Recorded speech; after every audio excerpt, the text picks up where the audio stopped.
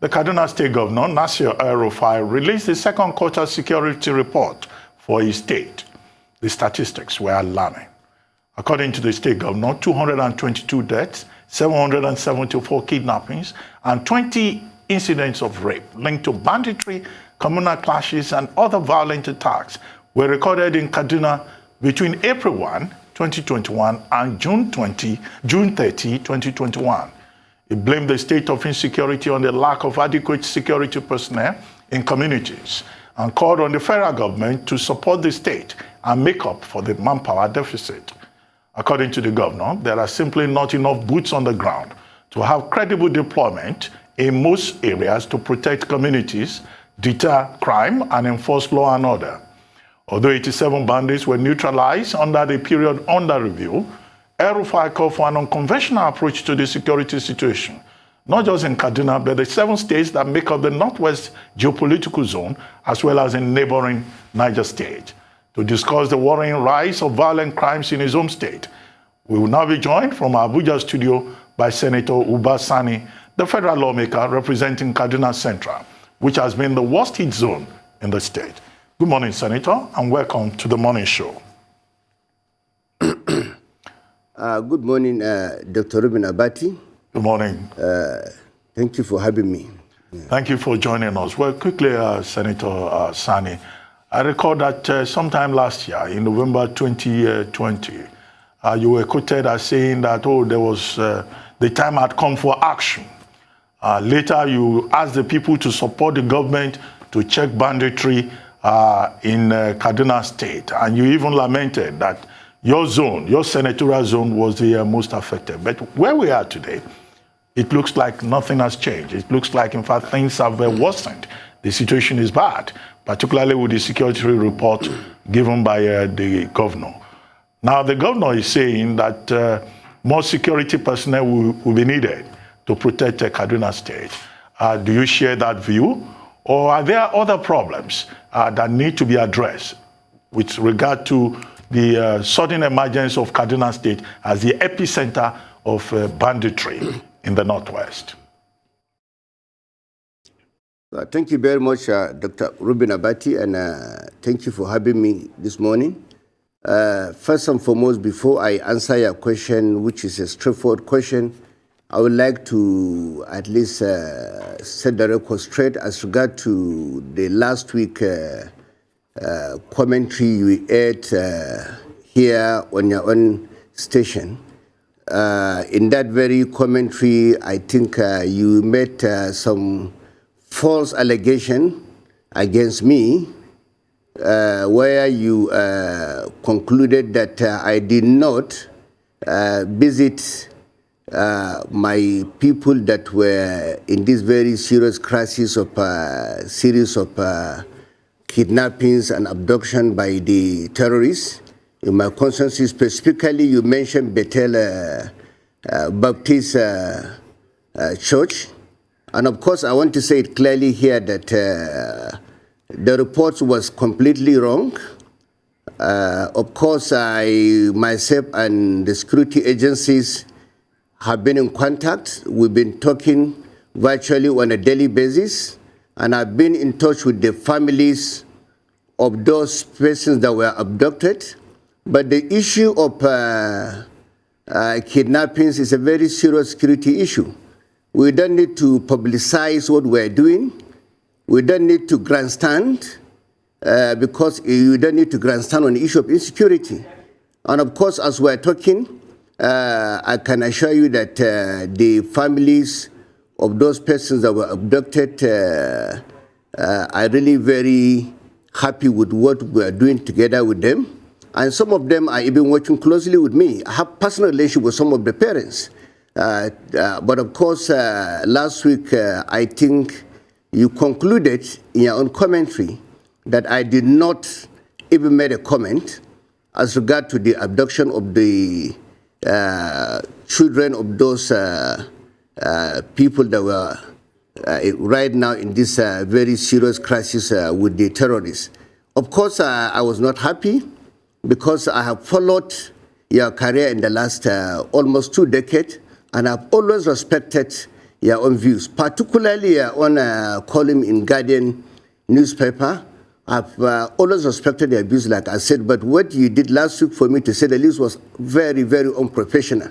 That is one. But now going to the question you just asked me, let me quickly answer the question.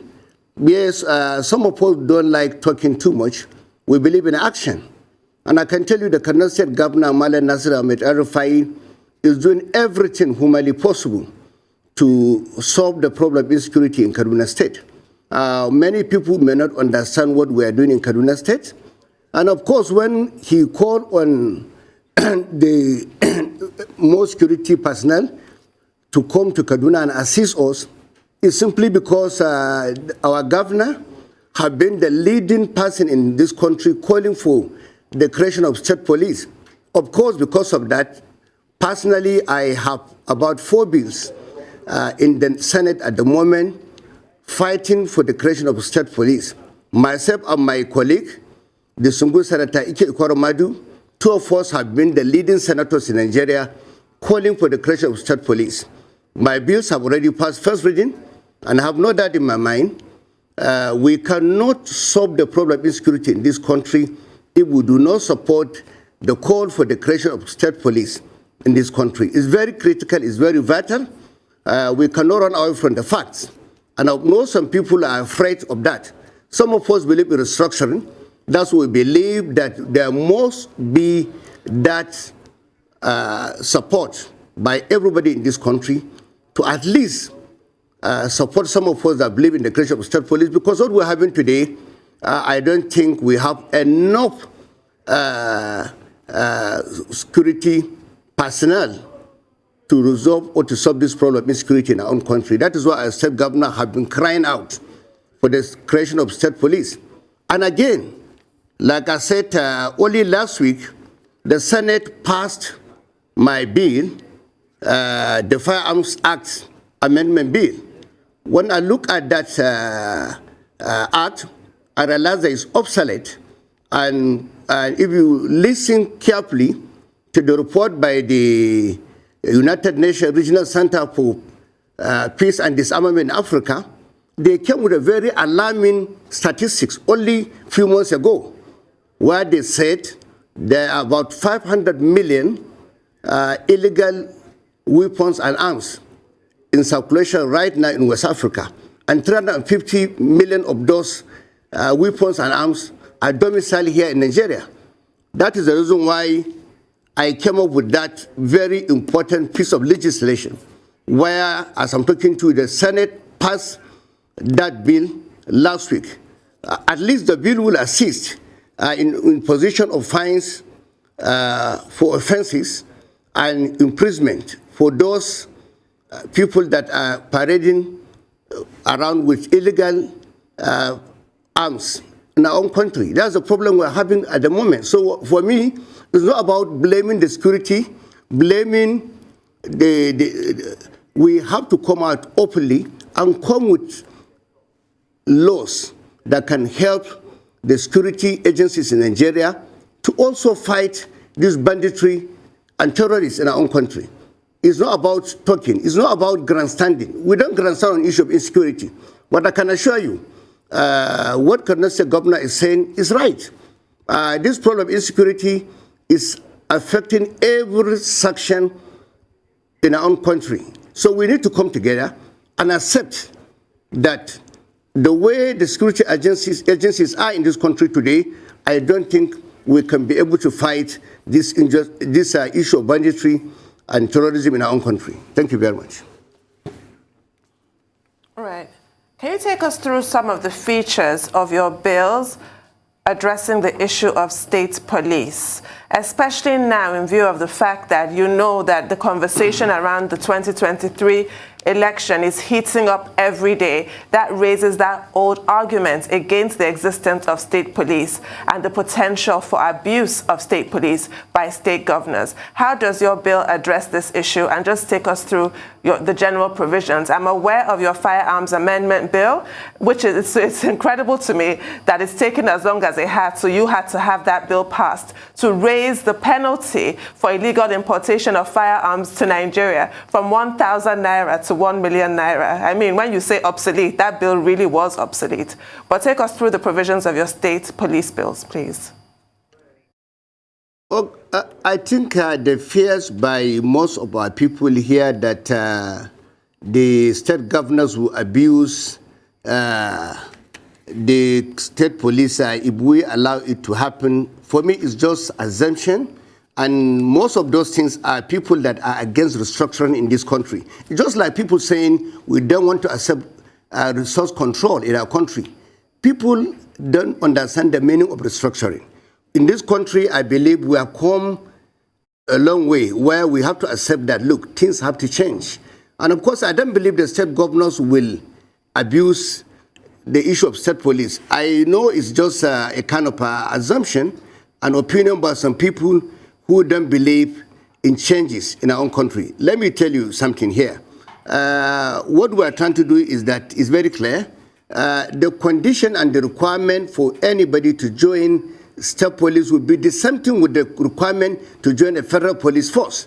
So why is it that we are not complaining about the federal government abusing the federal police force? No, because as I'm talking to you now, most of the state commissioners of police are being controlled by the state governors. They are being funded by the state governors.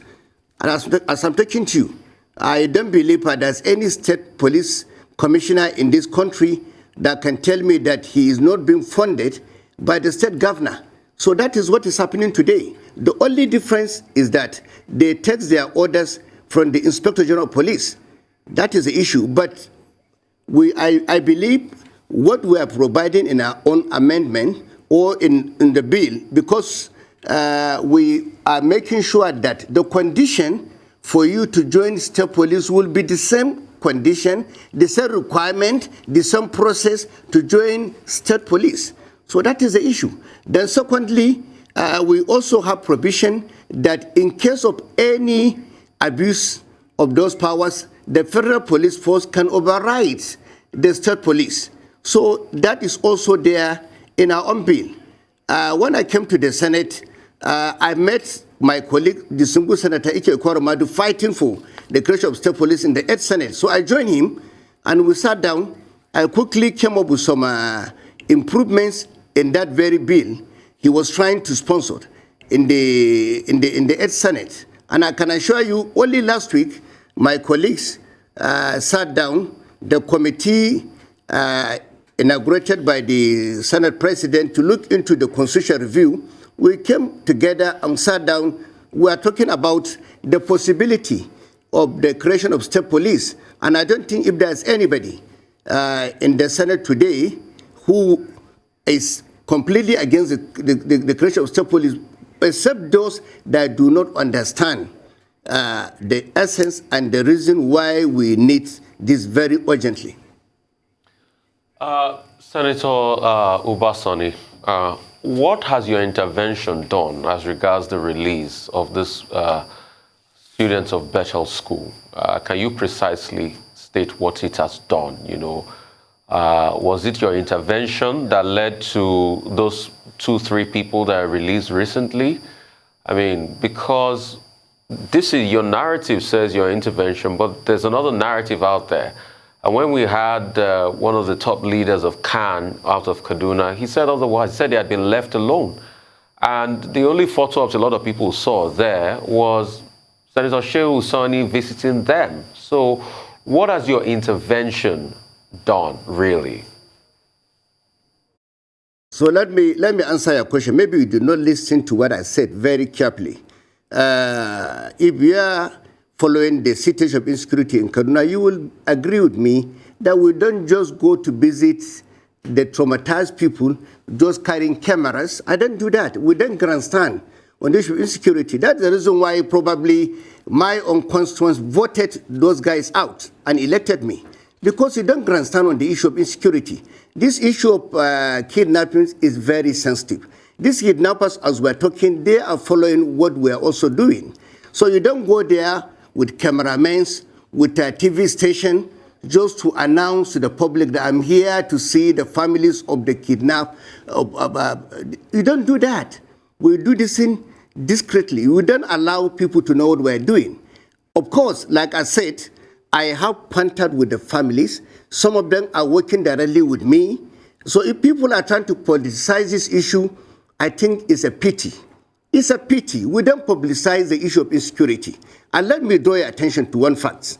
It's only recently because a lot of people who have no idea, no information as regard to what we're doing in Kaduna, we're trying to now take this issue of Bethel Baptist Church in isolation of other kidnappings we had in Kaduna. And nobody is even asking whether there's any senator or any elected member in Kaduna State that have visited all the IDP camps in Kaduna. I'm the only person, as I'm talking today. I was the person that visited them, and still I'm the only person that visited all the 5 IDP camps in my own constituency. You can verify. And I did not only go there with cameras. No, I didn't go with cameras, but I've gone there to distribute relief materials worth millions of naira.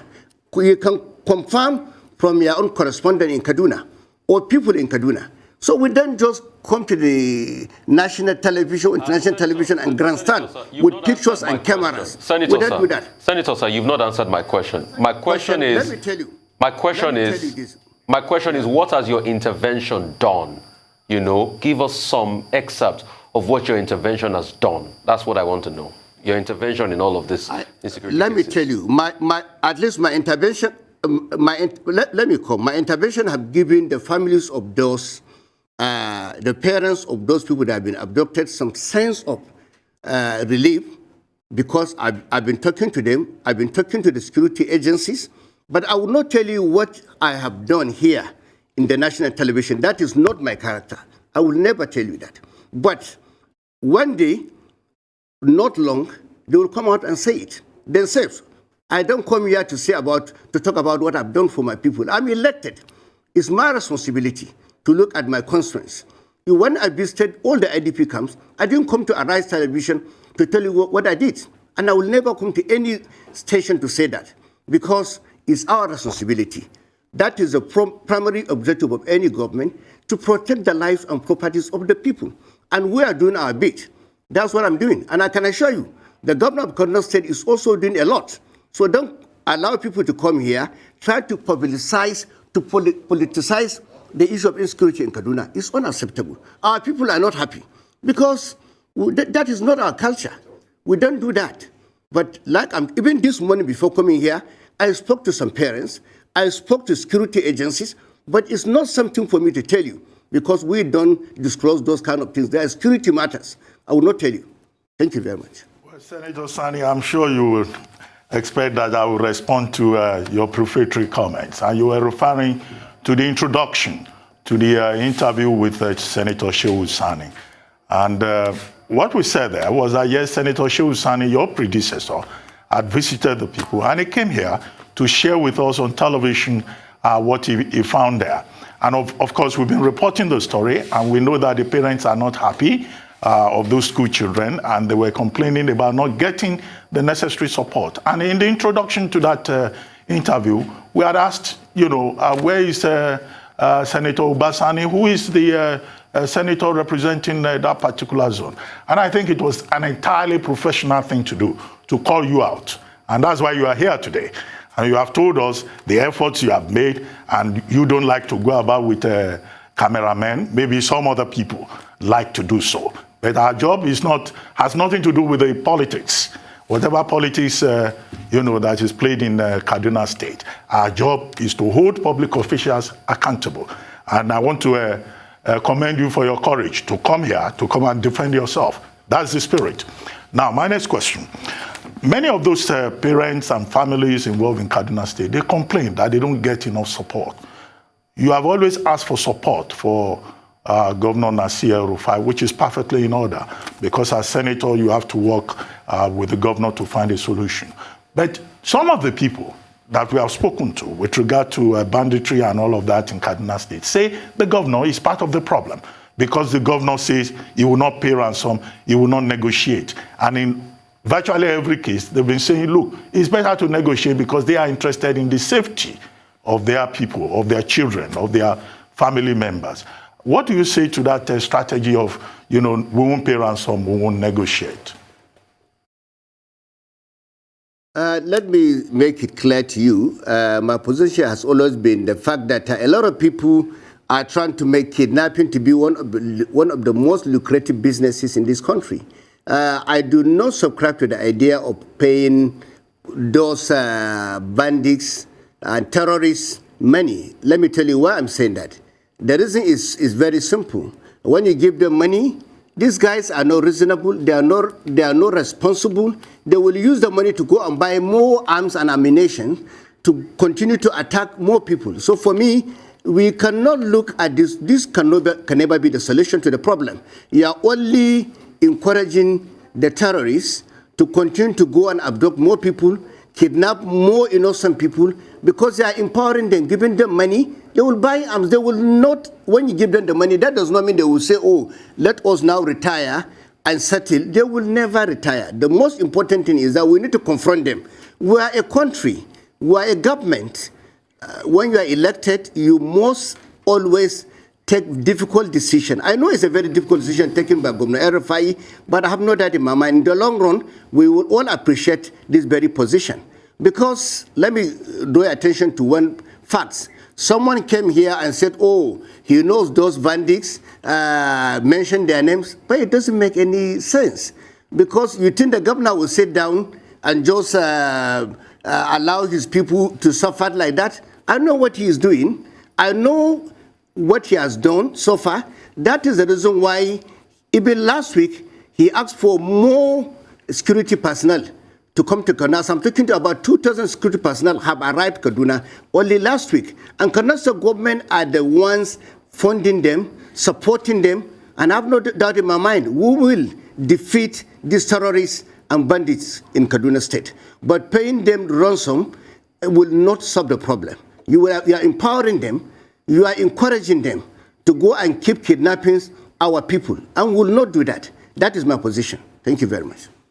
Right. Education is clearly a large part of your legislative agenda. You've sponsored bills for, Institute of ICT, a bill to create the University of Technology in Kaduna State rather than the Polytechnic. Well, rename it, turn it into a university, not a polytechnic, a teaching institute, all kinds of things.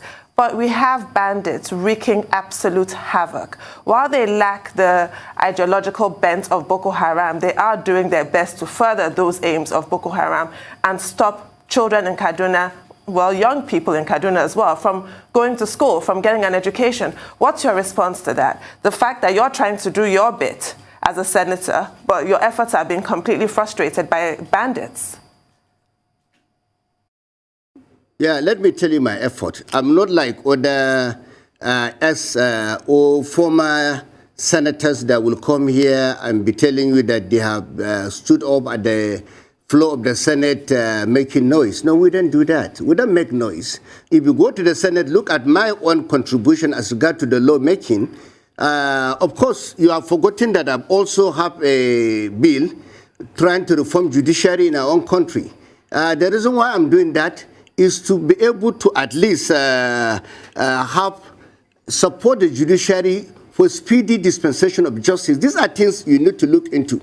People are complaining that a lot of these criminals are being arrested, but people don't believe they are properly being investigated, even convicted. But the reason is clear. It's because when you look at judiciary the way it is today, take my state for instance, we have very few high court judges. You find one high court judge with about 300 cases. So how could he, with all sense of responsibility, be able to attend to all those important cases that have to do with fundamental human rights of people charging criminals, kidnappers, and all this banditry? So that is a problem. So my bill also to reform the judiciary is already progressing at the level of the Senate. Secondly, you just mentioned my own firearms act, which was obsolete. You commended that. That is my intervention. My bill for the creation of state police is also one. If you look at these three bills, as I'm talking to you, these are the work of a legislature. You don't just go and make noise. And let me tell you, what we are doing in the 9th Senate, we differ from what used to happen in the previous Senate. Because we don't grandstand, I stood up many times in the floor of the Senate, and I even called on my colleagues openly not to grandstand on the issue of insecurity. Because security is not politics, so we have to be careful. And for that reason, we are working very hard to support all those important institutions. We have to strengthen our institution. That is a problem as I'm talking to you now. If we don't strengthen our critical institutions, we will not handle this crisis. We cannot solve this crisis. That is a problem, and that is the work of a legislature, not it. Because I don't have powers, as I'm talking to today, to direct the Inspector General of Police or the Commissioner of Police or any security personnel. But our law, our work is not to go and move a motion. Someone said he's moving a motion. Of course, at the level of the 9th Senate, we have moved more than 100 motions on the issue of insecurity. But that is not the solution. We have to differ from that and start looking at the laws to empower, to update our laws so that we can solve this problem once and for all. We have laws that are very weak and are very critical. That have to do with security, with issue of our judicial reform, with issue of state police. These are very important, in my own opinion. So when you mention other bills, and don't forget, when I came in as the chairman of the Senate Committee on Banking, Insurance and Other Financial Institutions, the first bill I did was updating the Banks and Other Financial Institutions Act that was obsolete for 29 years. As I'm talking to you, my bill is one of the member bills out of the 3 bills assented by Mr. President. So that's my contribution at the level of the Senate. Real quickly, Senator, you said you've been doing a lot, but I will ask you again, what have you been doing? You know why I'm asking you this? Look at the case of banditry in Kaduna. In the end, it is always the parents that rescue their children by negotiating with the bandits. Remember the case of Greenfield? It was the parents that paid over 100 million to rescue their children. Bethel School now, the parents claimed that they are calling them to bring foodstuff, rice, and everything for them, for their children to feed in the bush. Is it that you never get a chance to talk to these bandits? Why is it that the parents are left on their own? And you say you are doing something. So I want to know what you're doing precisely. And that's why I deliberately asked that question. Because if you ask the parent, they're saying otherwise. Why is it that we have a country where we have a senator, and it is the parents that are talking to the bandits, not the senator that was voted in to represent them? Let me tell you the reason why we don't talk to the bandits. Or you want the Kaduna State Government to talk to the bandits, we will not do that. The reason why is not even the parents. As I'm talking to now, is the school authority, is a Bethel Baptist Church authority that are talking to the bandits. And we allow them to do that. It is deliberate.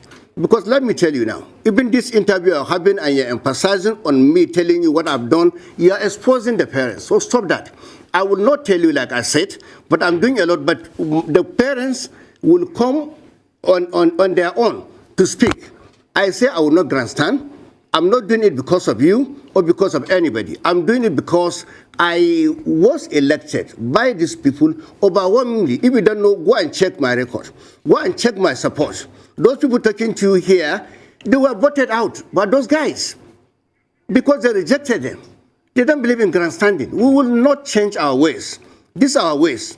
We will not come to the television and start telling you what I've done. But the parents will come and give the testimony on their own. If you want them to talk, I will make them to talk. Thank you very much. Well, Senator Sani, thank you very much for joining us on the morning show, except that this will have been a great opportunity for you to just outline some of those things that you have done. But it's okay, since you say you don't like the camera. Thank you very much for joining us.